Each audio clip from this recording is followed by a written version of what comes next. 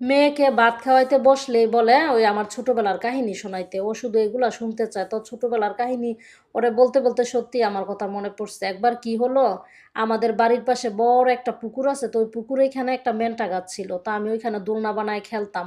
তো আমার দোলনাটা অবশেষে কি হলো, ছিঁড়ে গেছে।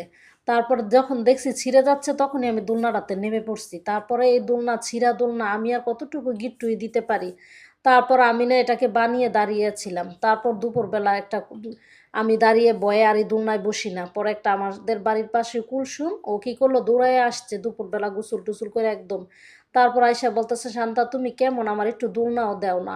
পরে আমি বলছি বসবি, অনেক সমস্যা কি, ও আমার বড় তবু আমি তুই বলতাম। পরে ওরে বসায় আমি কি করলাম, এমন জোরে ওরে ধাক্কা দিলাম, তারপর হচ্ছে কি ও একদম পানির মধ্যে, রশি ছিঁড়া পানির মধ্যে পড়েছে। আমি তো তেমন গিট্টুও ভালো করে দিতে পারি না, ও তো আর এটা জানে না। পরে পানির মধ্যে ও হাবুডুবু খেয়ে একদম উঠে আসছে।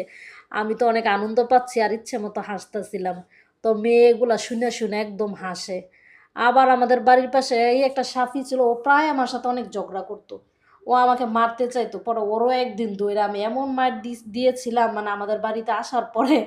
তারপরও মক্তবে গেলে আমাকে আটকায় রাখতো, ও আমাকে মারবে, তো এরকম ও দুষ্টামি করতো। কিন্তু এখন কিন্তু ছোটবেলার কথাগুলো মনে পড়লে খুব মানে লাগে যে আসলে।